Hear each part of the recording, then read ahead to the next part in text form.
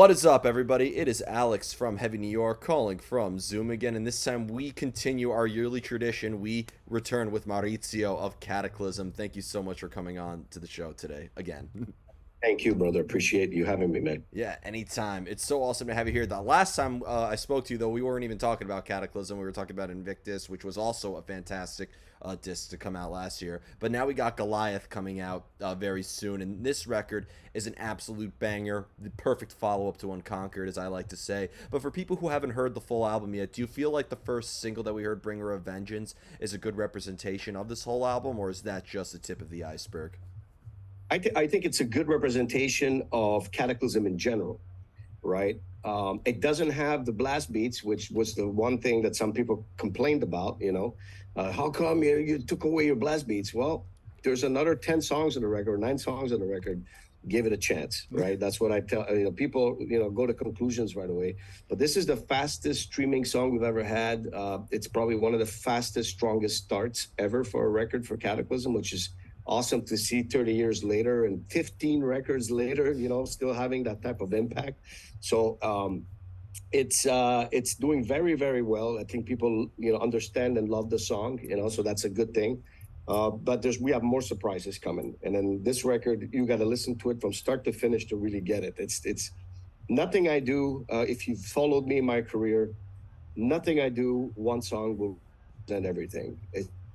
From Exdale Victus to this, everything I do is multi-layered through an album. There's different emotions, different things going on. So that's very important to me.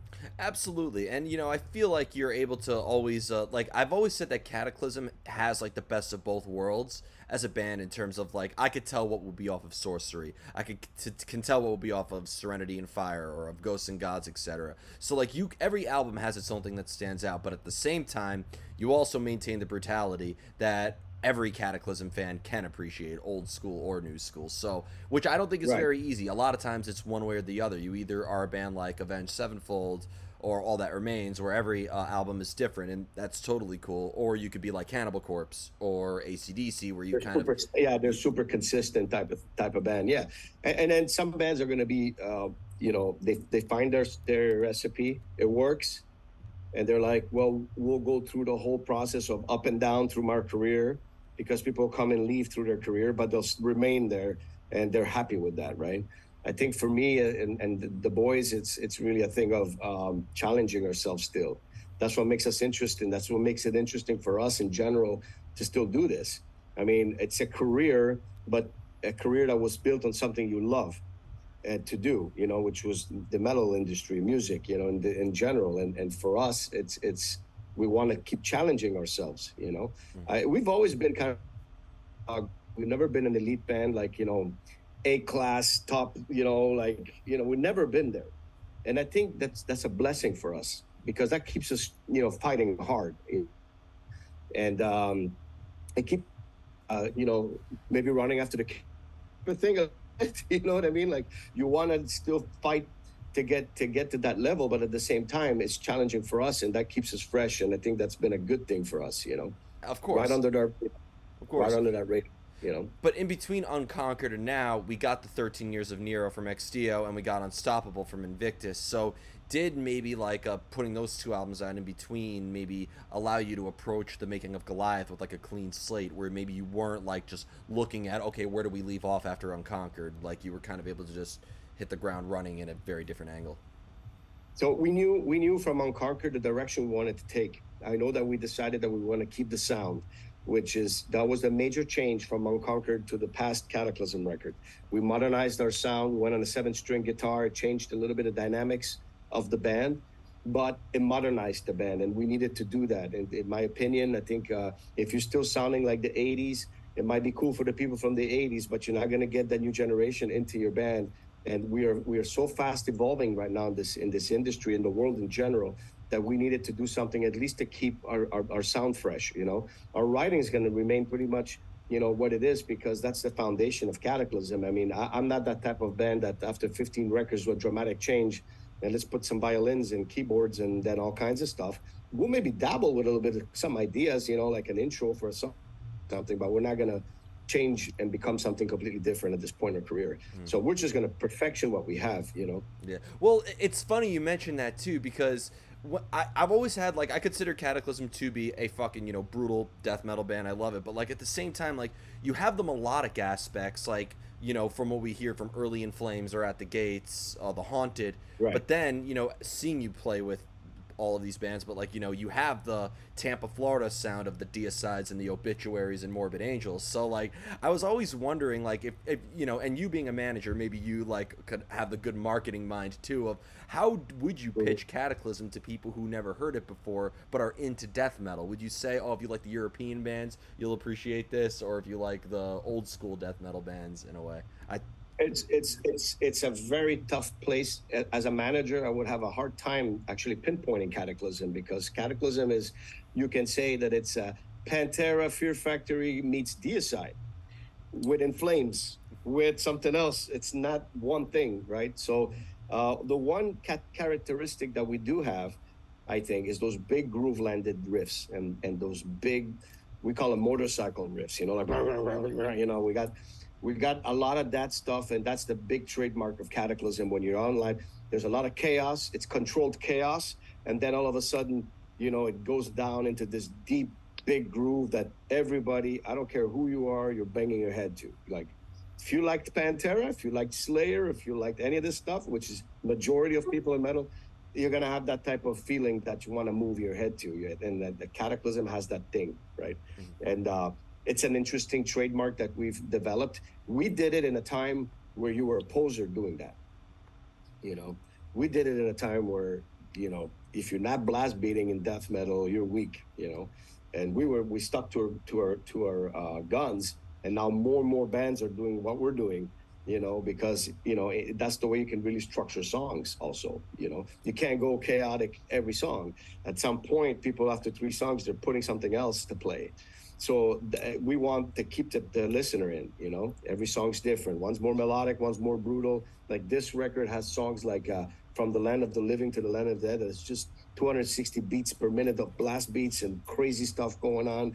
And then we're going into a Combustion, which was going to have more of a groove, like Hatebreed type of, landed riffs. And so we're able to move around like that. And I think that's our strength, Of course, absolutely. And I think, I've always said Cataclysm, and I could have sworn I may have said this to you in the past couple interviews, but I'll always say it, you're a smorgasbord of heavy. You have the brutal death, yes. You have the melodic death, you have, the tech death, you have just like a smorgasbord of death in a way. So I think, absolutely, yeah, I remember that line. Yeah, you have. I'm glad. One thing I've always wanted to know about, like, and this could apply either to Cataclysm or any project you've been involved with, but like Ex-Dio, has a lot of historical aspects behind it with like, the 13 Years of Nero. Invictus, I also saw a lot of those references in there, but even with like the Temple of Knowledge in Cataclysm, or, Heaven's Venom, or Meditations in a way, is your personal life ever a factor in what you put into your lyrics in a way, or has music always been an escapism where you don't really want to bring your own personal experience into it? It's my personal experiences, absolutely, and it's my vision, it's my feelings a lot in the lyrics department. The riffing is JF, but I think me and JF are very connected in the way of thinking and also the way we feel. The music is, as we've written music together, and we're the main writers in the band. And Stefan wrote a couple of tracks also on this album. Kind of came out of his shadow on this record too. He contributed a lot. But I have inspiration for me comes from the things that I feel and I see, and music is my escape from that. Because that's where I really put everything, and that's what I come out like. I have to put those emotions onto music, onto tape. They used to say, right? So I have to. It's therapy for me. In other words, It's always been therapy. I think even on the Invictus interview, we talked about it, and to me, that one's more of a personal record. That one, because it was my solo thing, it was completely me. Type of way of thinking. This one is something that I brought to the subject, to the table, to everybody, and everybody agreed that they saw the same things, and they agree with the idea of where we're going, and it is an escape route, of my emotions, like, because I have to put it somewhere. I can't just leave it in my brain, so music for me is therapy in that sense. Well, with subject matters like Goliath in a way, or like the Temple of Knowledge, which we've heard through historical references at all, does when you use like maybe a historical, or like the poetry of war in a way, like I've always said if Sun Tzu was in a death metal band, that would be his debut. Yeah, yeah. But like so has like your historical references also maybe served as like external metaphors for your life in a way as well? Like, do you almost relate to a historical term that maybe resonates with a personal experience? My heart and my brain just feels like, I don't know if the past lives type of thing exists or not, but I feel very connected to history. I feel like I understand it. I understand the past, and I'm always been curious about it. It calls me, so I go there and I explore things, and then I take that and I look at today, and I'm like, nothing's changed. So it's like we live in an illusion of, nothing's changed. Okay, we have electricity, we have the comfort zone is way better. Like we can't compare how we live today to how we lived in the past. But the social construct is the same. Of course. You got your hierarchy, you got your power players, and you got the people that follow and the people that oppose, and so that system is absolutely there. But I find that right now we are in a David and Goliath moment in our modern times. Oh, I'm a big believer that's where we are right now. We're fighting a huge machine that was hidden all these years for decades, and now it's exposed and it's right there in front of us. And this is the time where you accept or you stand up for what you believe in, and I think we're right at that moment right now. oh, absolutely. I think you have always like you're able to kind of fulfill the present with essences of the past, and in terms that helps us envision the future in that regard as well. Is there like a lot of external research involved? Do you almost like read a lot of? Is there moments of exploring literature or film or visual art, or like where you're doing a lot of research going into the songwriting process in a way? I do, but I don't need much in the sense that I just have to see a few historical things that happened, and then I look at today, and I immediately able to connect them both. When like for example, if we live in a society when there is no where any opposing views is blocked, banned, where freedom of speech, for example, is not important anymore. When where things like this start happening, you go quickly back into your past, and you're going to see some things happen like that, and it never ends well. Mm-hmm. So even if there is bad, you don't agree with something, there needs to be debate always. So no debate, and it ends up one-sided, and then you're going to have problems, and I think that's where we are right now. We're in that place where it's like, if you don't believe this, it's like this, and the circles of square, and 2 + 2 is 5, and all this stuff. And I'm like, no, it's not. And I have the right to believe it's not, just because you decided that's what it is now, So things like that. Like, I'm a very big logic guy. I believe in things the way they are, and the way you see it, the way you feel them, and the way life is.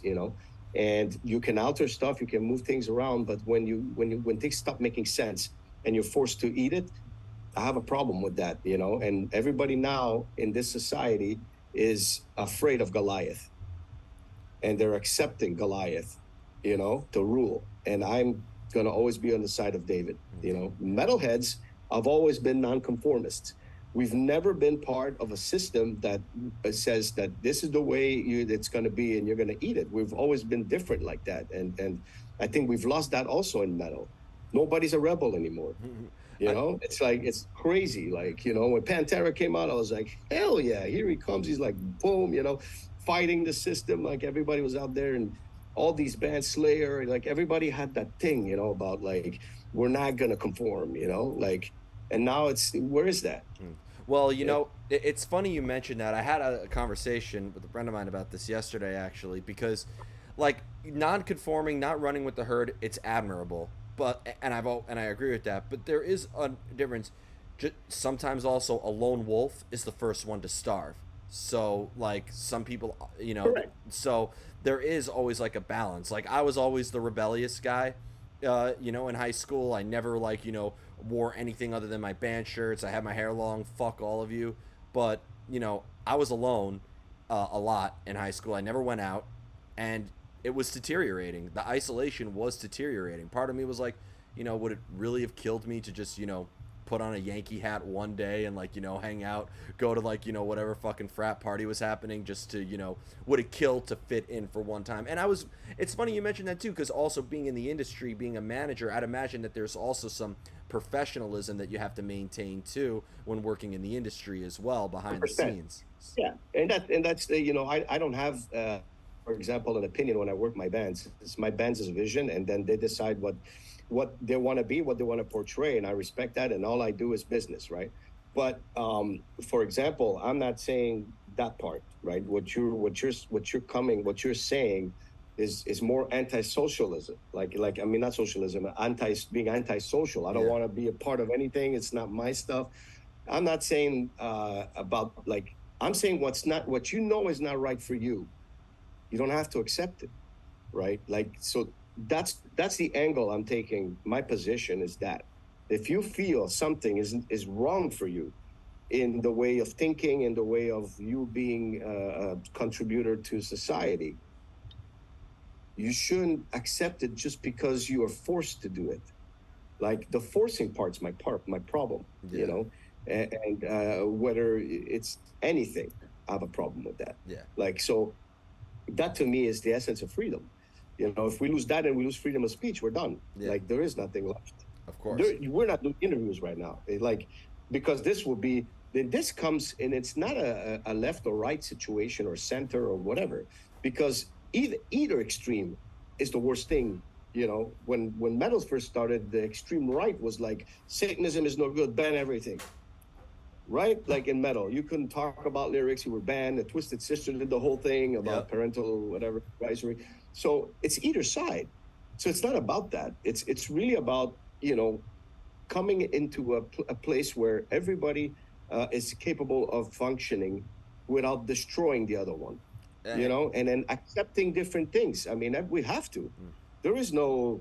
Everybody's different. We have to accept everything, but we have to do it in a context that's logical. Yeah, and again, going back to not running with the herd and everything, because there's also like part of me looks back at the rebellious nature that I have, and I can't change anything, and I wouldn't if I had the chance to. But like, part of me was wondering, was I really being a rebel, or was I being just a stubborn pain in the ass? You know what I mean? Like, I feel like look, we all had our rebel youth days, and I'm sure we all look at our teenage years with such cringe at the way of but like there is the part of looking back of, if I really went along just to get along at that one situation, maybe it would be better than where I currently at or something like that. There's always like, I feel like every situation's a crossroads.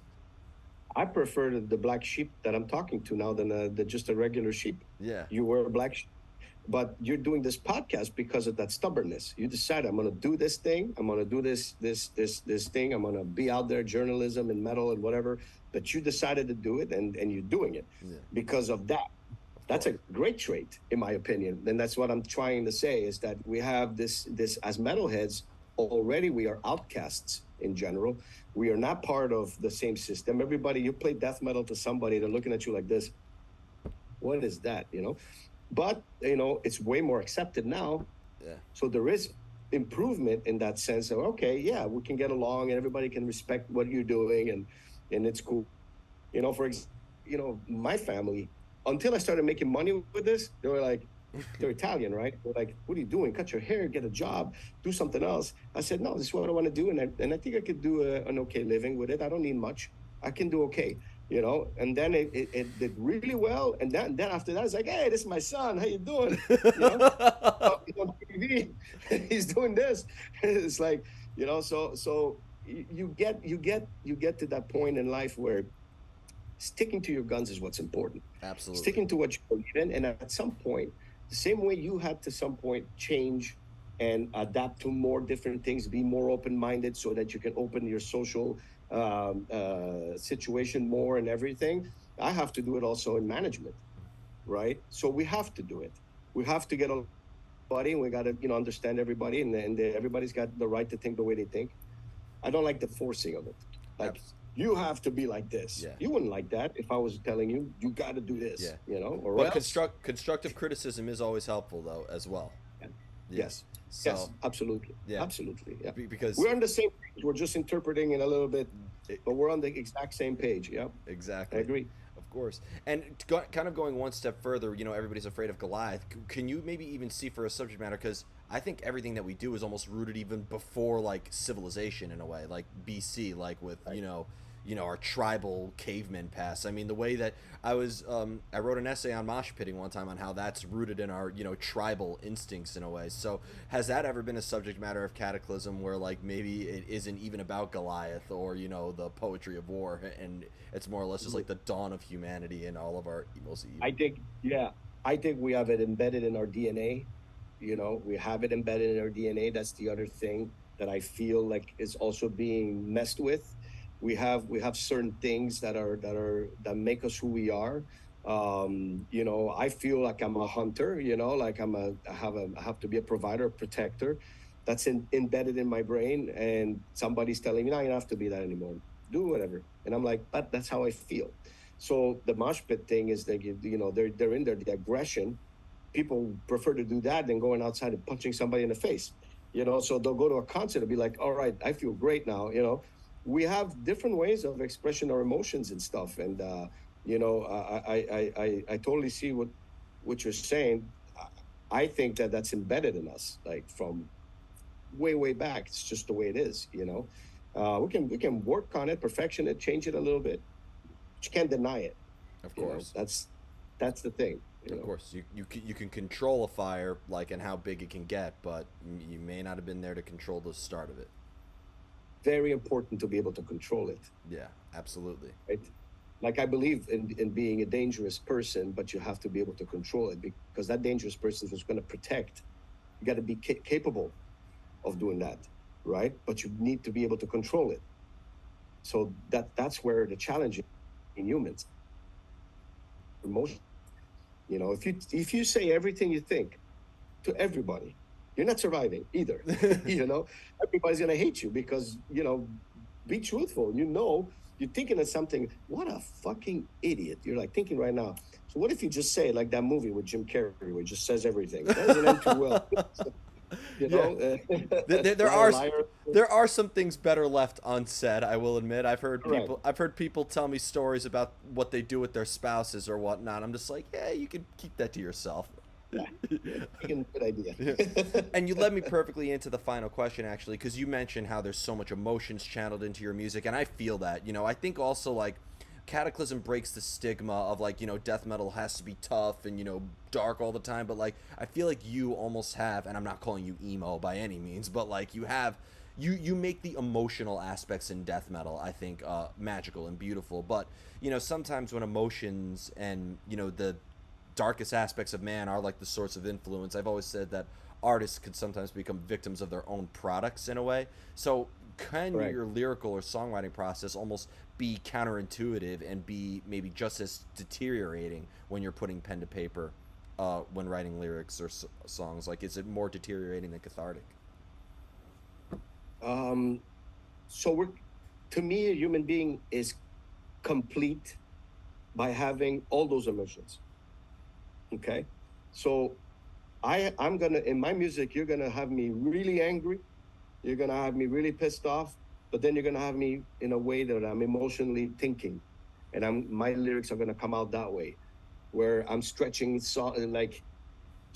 I'll do like a because I'm mad, like, and I do it in the song, and that's not done it's not thought out. It's on the spot while I'm recording. I'm doing it, and then my JF turns around, he's producing me, and he's like, yeah, keep it. It's like adding that emotional spin to it.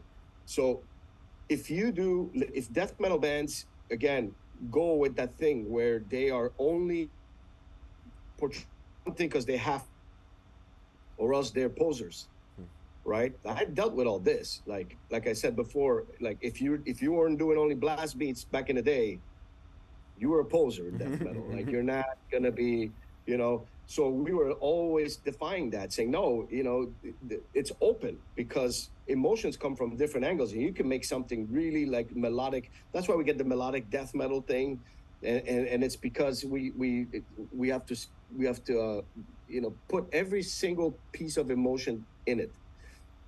If not, it does become linear, and then every song sounds the same, everything's the same, because that's the only emotions you're willing to put out. So to me, we are a more complete band because we're able to bring everything out.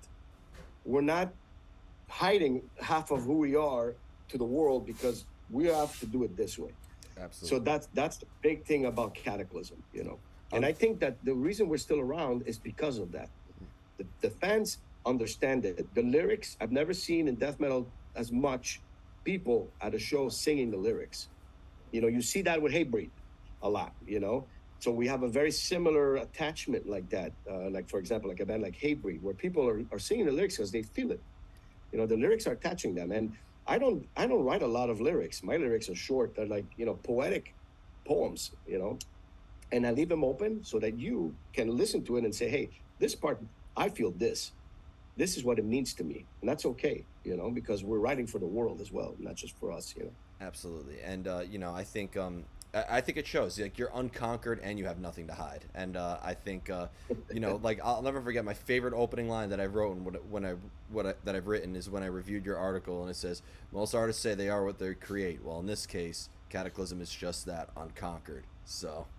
Yeah, that's awesome. That was a great line. Uh, Yeah, and now we're on Conk, and hopefully we'll remain that without Goliath. Yeah. Oh, absolutely, absolutely. And I can't wait to see what you do beyond this because, like every Cataclysm record, it left me wanting more. So I'm stoked to see. Well, Oh, I'm great to hear that. It gives us the energy to do it again. You know. absolutely. So before we go, I want to thank you as always for coming on to the show. It's always a great conversation to speak with you. Is there just anything else with the release of Goliath we could be expecting in terms of tours, or what else we could be expecting if you're allowed to say, of course?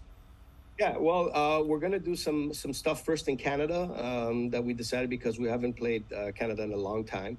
So we're gonna start hitting the markets over there in December this year because we're taking some time off. We just did 35 countries in 72 shows in 3 months this year. So we're already like, so this was kind of like we did that so that we're past stuff from the COVID era that we needed to finish off. And then now we're going to take a little break after the summer festivals. And I think the United States, we're going to be touring out here probably in the spring of next year or something like that.